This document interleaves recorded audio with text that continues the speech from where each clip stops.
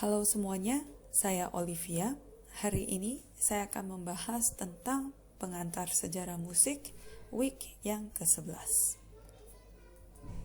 Sebelum kita memasuki topik pembahasan kita kali ini, saya ingin mengingatkan bahwa terdapat 7 era yang berbeda secara garis besar di dalam sejarah musik, yakni yang dimulai dengan Antiquity, Middle Ages, Renaissance, Baroque, Classical, Romantic, dan 20th Century atau Modern. Topik kita kali ini adalah musik di abad ke-20. Anda bisa melihat dari gambar ini adalah gambar Picasso yang berjudul Weeping Woman atau seorang wanita yang sedang menangis. Ini adalah gambar yang digambar oleh Picasso pada tahun 1937 dan ini adalah kategori surrealism atau cubism di dalam seni yang tergolong sebagai seni di zaman modern atau 20th century. Supaya kita bisa mengerti modernism di dalam musik, kita perlu tahu fungsi dari seni di dalam sejarah yang telah ada. Kita akan bahas misalnya dari yang pertama, Middle Ages, Renaissance, dan Baroque. Sejak Kristus lahir, seni telah menjadi suatu alat yang digunakan oleh gereja untuk bisa menyampaikan pesan-pesan Kristus atau ajaran-ajaran di kekristenan. Seni adalah suatu media atau medium yang sangat baik ya untuk bisa membuat banyak masyarakat itu lebih mengerti tentang ajaran-ajaran Kristen. Dengan banyaknya masyarakat yang bisa mengerti, semakin banyak convert atau semakin banyak orang yang beralih ke kekristenan.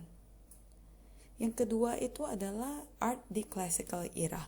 Seni di classical era itu adalah sebagai propaganda yang digunakan untuk menyampaikan suatu pesan politik. Sebagai contoh di Prancis, Raja Louis XIV menggunakan seni atau menggunakan gambar-gambar sebagai medium atau perantara untuk menyampaikan propaganda dia kepada masyarakat. Yang ketiga itu adalah Romantic era. Di sini seni sudah berubah fungsi. Seni itu harus bebas dari segala isu politik ataupun segala sesuatu yang berhubungan dengan agama. Seorang kritik seni ya, Gautier, dia bilang bahwa seni itu harus untuk seni itu sendiri atau l'art pour l'art di dalam bahasa Prancis. Artinya di sini seni tidak terikat lagi dengan pesan-pesan politik atau religius dan seni akhirnya mencapai suatu tempat yang abstrak. Apabila kita melihat 3 gambar ini sangat berbeda sekali kalau secara fungsinya. Misalnya contoh dari gambar The Last Supper oleh Leonardo da Vinci. Ini digambar pada tahun 1490. Anda bisa tahu da Vinci sedang ingin menyampaikan suatu cerita yang dari Alkitab di dalam paintingnya atau di dalam gambarnya. Nah, sekarang kita masuk ke classicism. Ini adalah gambar dari Jacques-Louis David. Dan dia itu Anda bisa lihat bahwa ini adalah foto atau gambar Napoleon yang sedang menunggang kuda yang menunjukkan seberapa hebat Napoleon pada zaman dia. Ini adalah gambar pada tahun 1801. Nah, yang di atas kiri atas ini adalah gambar dari zaman romantik. Ini oleh J.M.W. Turner dan digambar pada 1844. Kita bisa lihat bahwa sudah lebih abstrak dibandingkan dengan kedua gambar yang sebelumnya. Tadi kita telah membahas seni dari berbagai era kita mengetahui bahwa fungsi dari seni itu berubah seiring dengan zaman. Nah, bagaimana dengan seni di abad ke-20? Seni di abad ke-20 adalah tidak ada. Atau seni di abad 20 adalah kehampaan. Artinya bagaimana? Seni tidak boleh terikat dengan propaganda politik, sesuatu yang religius, atau terikat dengan atau ada indoktrinasi misalnya untuk periklanan. Jadi seni yang benar-benar itu harus berada di luar mainstream dan harus provokatif. Ini adalah contoh ekstrim yang ada. Di 1917 Marcel Duchamp dia mengeluarkan barang ini sebagai karya seni dia. Dia gambarkan, dia berjudul sebagai Fountain, dan Anda lihat sendiri, ini adalah urinal atau tempat pembuangan air. Marcel Duchamp ini adalah seorang artis dari Prancis, dan dia itu terkenal dengan ready-made-nya. Ready-made itu artinya sesuatu atau barang yang sudah ada sebelumnya, akan tetapi diubah, ditempatkan di angle yang berbeda, sehingga fungsi yang sebenarnya itu menjadi tidak ada atau berubah menjadi fungsi lainnya, yakni menjadi sebuah karya seni. Untuk Anda yang ingin tahu lebih lanjut tentang perkembangan seni di dalam sejarah yang ada, silakan klik link ini. Anda bisa mengetahui fungsi-fungsi seni di zaman tertentu. Sekarang kita akan coba membahas transisi dari romantic era ke modernism. Ini adalah gambar dari Claude Monet, Impression atau Sunrise. Apa itu Impressionism? Jadi kita lihat dulu Romanticism. Romanticism itu menghargai yang namanya alam, imajinasi, dan emosi atau feeling di atas rasionalitas. Sedangkan Impressionism itu menekankan pada cahaya dan color atau palet-palet warna yang terang. Jadi Anda bisa lihat kalau misalnya painting yang di sebelah kiri ini dari Claude Monet, Anda bisa lihat bahwa ini berada tepat di siang hari, dan ini adalah pencahayaan atau impresi sewaktu berada di siang hari. Nah, dua style ini sangat menghargai keindahan, originalitas, dan inovasi. Dua style ini pula mempunyai imajinasi, atau dia membuat orang berimajinasi dan telah membuat suatu gebrakan di dalam dunia seni. Apa sih background dari Impressionism? Apa latar belakangnya? Sebenarnya layaknya era-era lainnya, suatu era itu biasanya mulai dengan adanya revolusi atau pergerakan. Nah, seperti zaman di Romanticism, Impressionism itu adalah suatu reaksi kepada suatu pemikiran yang standar di zaman tersebut. Jadi, artis yang dikategorikan sebagai Impressionism, misalnya contohnya Edgar Degas, terus ada Claude Monet, mereka itu sebenarnya reject ya, atau ditolak untuk melakukan exhibition di dalam Paris, suatu exhibition yang ada di dalam salon atau suatu tempat perkumpulan.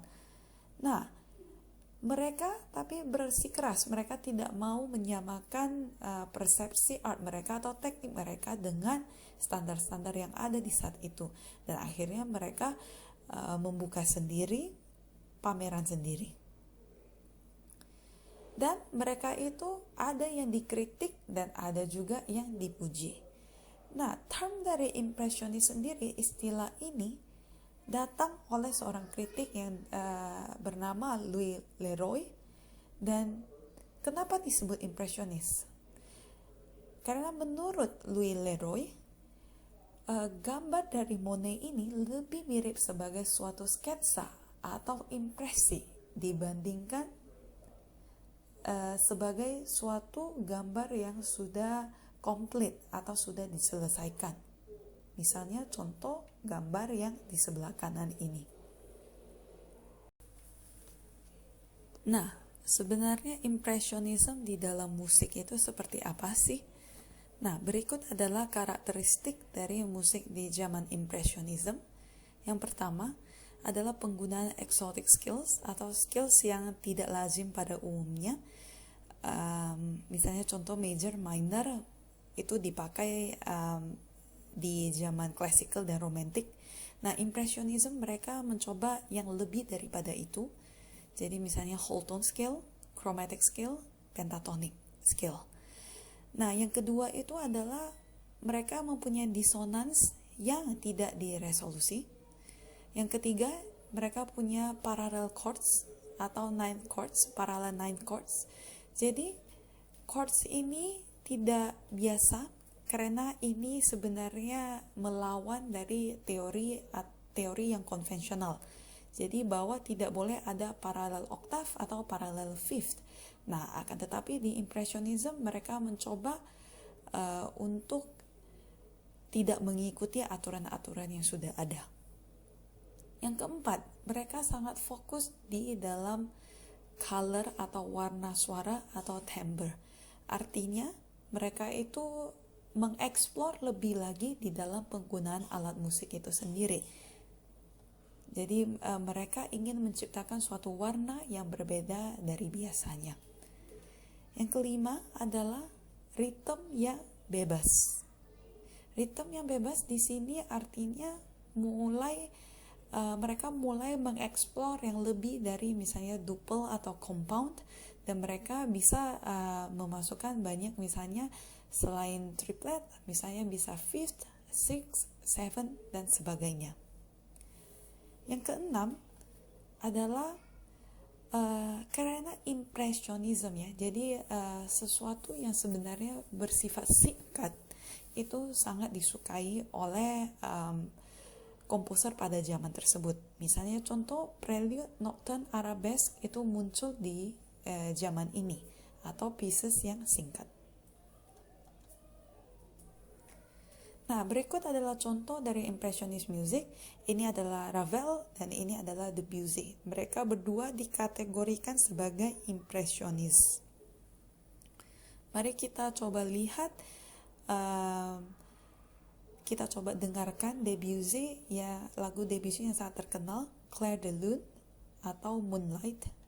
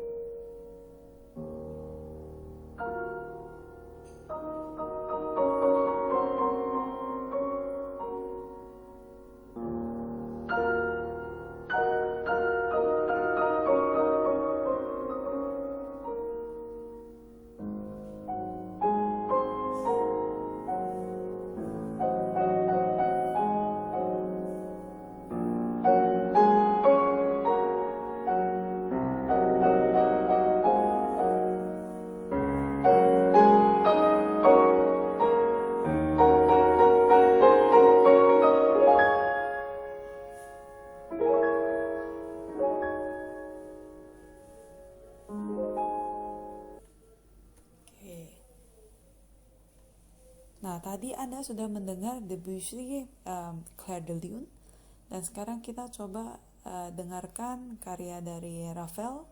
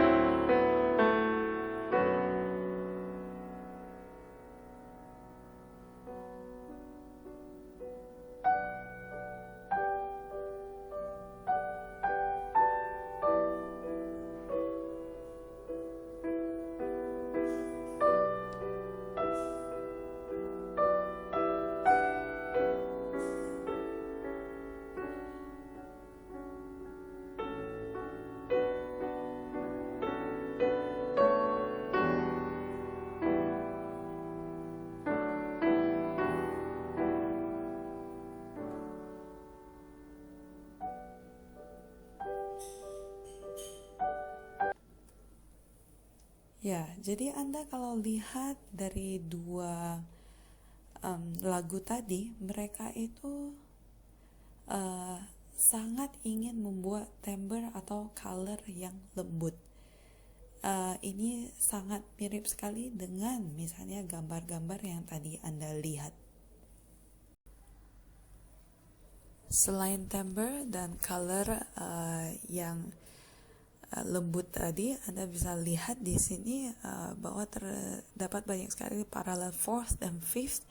Ini ada di lagu Debussy untuk fagots. Jadi silakan Anda klik ke link yang tadi yang untuk bagian sini. Nah, sekarang kita masuk ke modernisme di dalam musik. Apa sih modernisme di dalam musik? Sebenarnya ini adalah suatu era atau revolusi di mana para artis itu berarti termasuk painter, termasuk musisi, mereka itu pengen membuat suatu gebrakan yang sangat berbeda atau bertolak belakang dari convention atau peraturan-peraturan yang sudah dibentuk sebelumnya.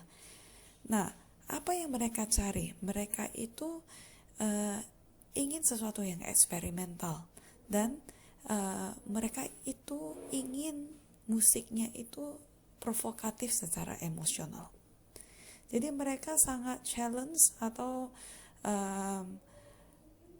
sangat menantang untuk sesuatu yang ortodoks yang sudah ada sebelumnya. Nah, biasanya ciri khasnya adalah mereka sangat bereksperimen di dalam komposisi dan sound mereka, dan pastinya ini kadang menuai kritik. Ini adalah Igor Stravinsky.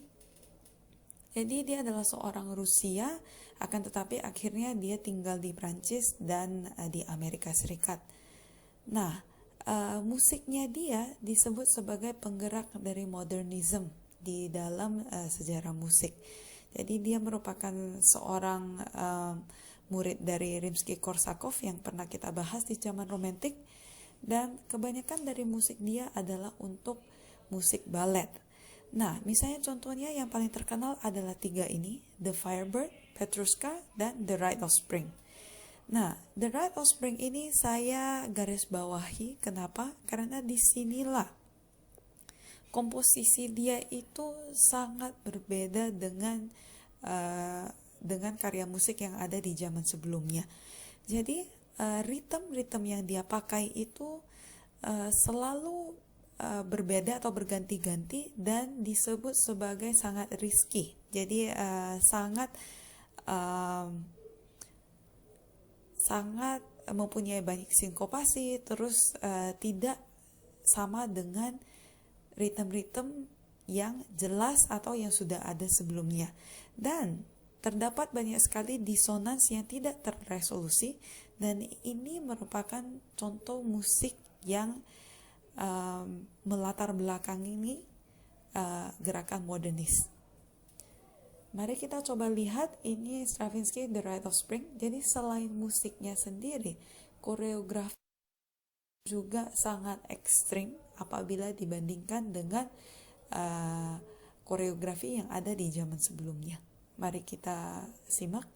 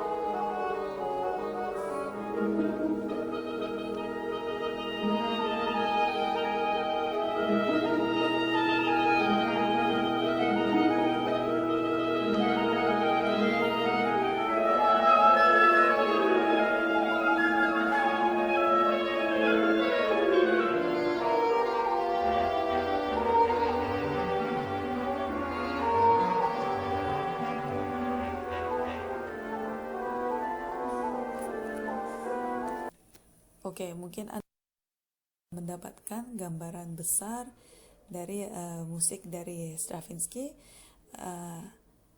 Musik dari Rite of Spring ini, yang dari Stravinsky ini benar-benar adalah dobrakan dari musik yang tradisional sebelumnya atau dari era romantik dan menjadi sesuatu yang sangat modern.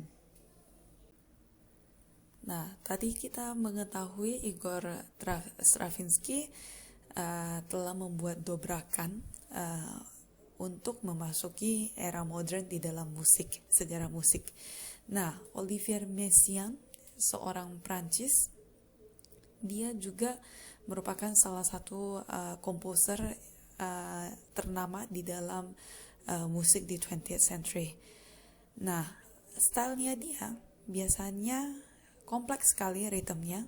Terus sama seperti tadi di Stravinsky juga, tonal colornya atau warna dari palet-palet orkestra misalnya atau dari alat musiknya itu sangat kaya sekali, dan biasanya mempunyai harmonic language atau harmonic progression yang unik sekali. Beberapa dari muridnya yang terkenal itu adalah Stockhausen sama Boulez. Nah, akan tetapi kita tidak akan membahas kedua murid ini. Nah, karya yang terkenal itu ada dua, misalnya Turangalila Symphony dan Oiseau Exotique. Yang pertama, karya ini ada 10 movement. Nah, dari form sendiri saja sudah ada gebrakan yang simfoni yang harusnya 3-4 movement telah menjadi 10 movement oleh dia. Dan di dalam simfoni tersebut terdapat solo piano part, di mana biasanya adalah suatu karya untuk orkestra. Nah, setelah itu dia menambahkan juga instrumen perkusi ya, yang dimainkan seakan-akan sedang bermain gamelan orkestra. Nah, ditambah juga dengan suatu instrumen elektronik. Ini adalah suatu gebrakan dari musik modern. Yang kedua adalah wazao eksotik, yang artinya exotic bursts. Dia menggunakan banyak sekali extended teknik di dalam penggunaan alat musik untuk bisa menghasilkan suara-suara burung.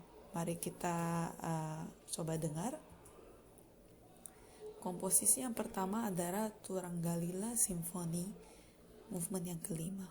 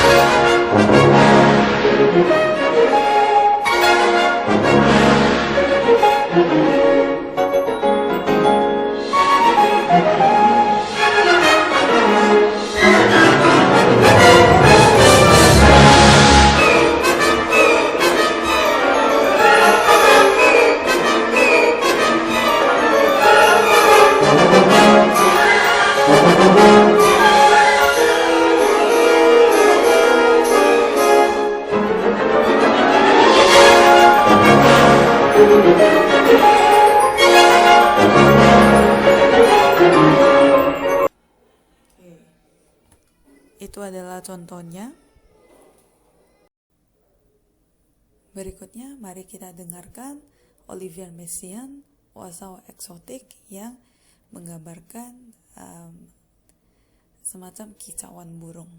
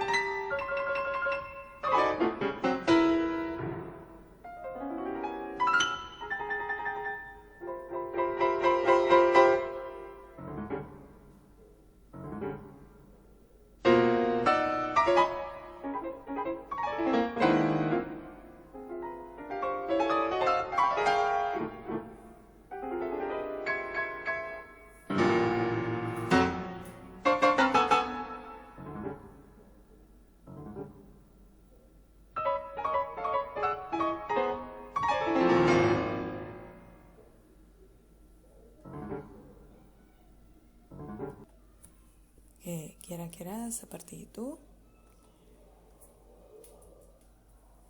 Nah, sekarang kita masuk ke ekspresionisme. Nah, adalah 3 orang ini yang terdiri dari Arnold Schoenberg, Alban Berg, Anton Webern. Ketiga ini dikategorikan sebagai the second Viennese School. Ini adalah supaya kita bisa membedakan the first classical Viennese School yang ada di era klasikal, yakni yang terdiri dari Haydn, Mozart, dan Beethoven. Nah, untuk second Viennese School ini, Arnold Schoenberg adalah kepalanya dan ditemani dengan 2 murid dia yang bernama Alban Berg dan Anton Webern.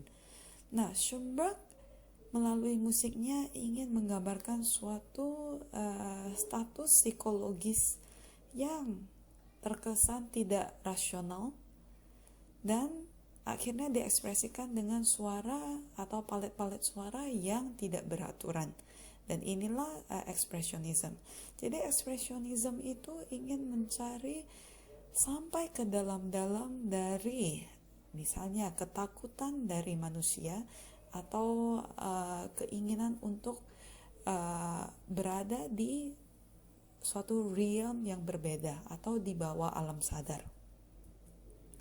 Jadi misalnya Anda kalau lihat gambar-gambar ekspresionisme adalah seperti ini, mungkin untuk kita dari zaman romantik melihat gambar ini agak sedikit ada sedikit rasa takut dan segalanya, dan itulah yang memang ingin digambarkan oleh artis-artis ekspresionisme. Arnold Schoenberg adalah bapak dari ekspresionisme. Dia adalah seorang Austria yang akhirnya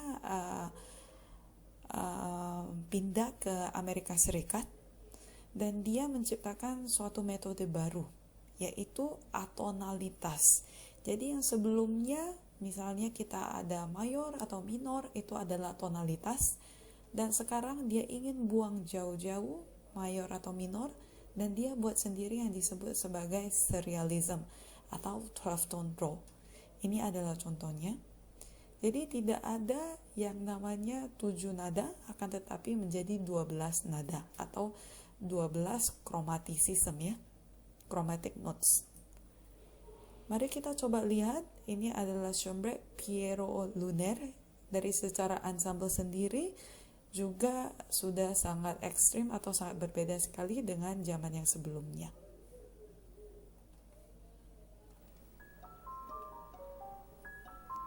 Den Wein, den man mit Augen trinkt, gießt nachts der Mond in Wogen nieder. Und eine Sprengflut überschwemmt den stillen Horizont.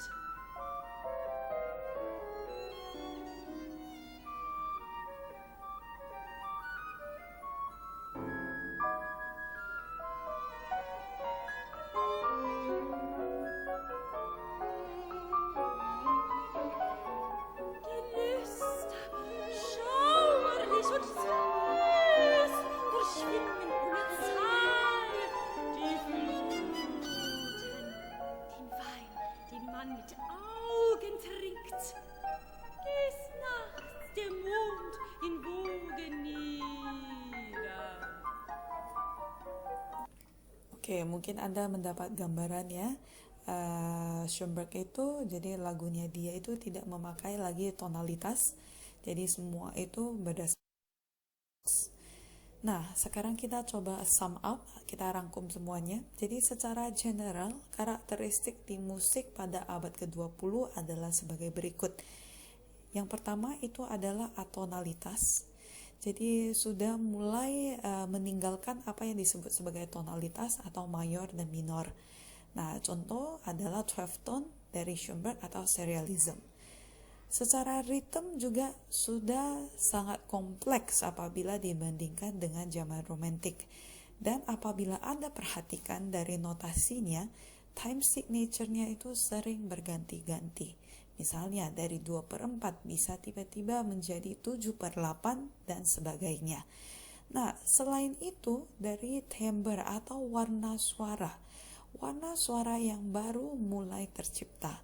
Misalnya dengan penggunaan instrumen elektronik atau gitar elektrik, misalnya bass elektrik itu masuk menjadi suatu sound yang berbeda. Dan juga misalnya gong ya yang dipakai tadi di karya musik Messiaen gitu, gong adalah bagian dari gamelan misalnya. Setelah itu, dari instrumen tradisional mereka sendiri juga, mereka menggunakan extended techniques atau teknik yang tidak biasanya atau teknik baru yang tidak pernah digunakan sebelumnya. Nah, komposer-komposer yang kita bahas ini hanya segelintir dari komposer yang ada. Nah, yang kita telah bahas adalah Debussy, Ravel yang termasuk dalam Impressionism, Stravinsky dan Messiaen yang masuk dalam Modernism, Schoenberg, Bern dan Webern yang masuk ke dalam Serialism, Expressionism, dan dia disebut sebagai Second Viennese School. Ini adalah kuis untuk Anda. Kuis ini menandai kehadiran Anda dan akan dibagi bersama kuis lainnya untuk menjadi nilai UAS. Jadi kuisnya bisa diakses lewat Moodle. Format dari pertanyaan tidak ada menjawab. Jadi ada pilihan berganda, true or false, dan match correct answers.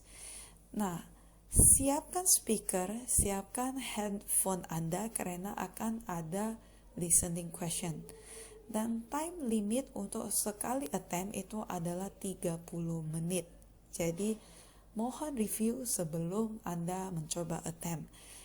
Quiz due date untuk yang week ke-11 adalah 25 Maret 2020 atau hari Rabu 23.55. Sekian, apabila ada yang ingin ditanyakan, saya ready untuk bisa diskusi di dalam forum. Sampai jumpa.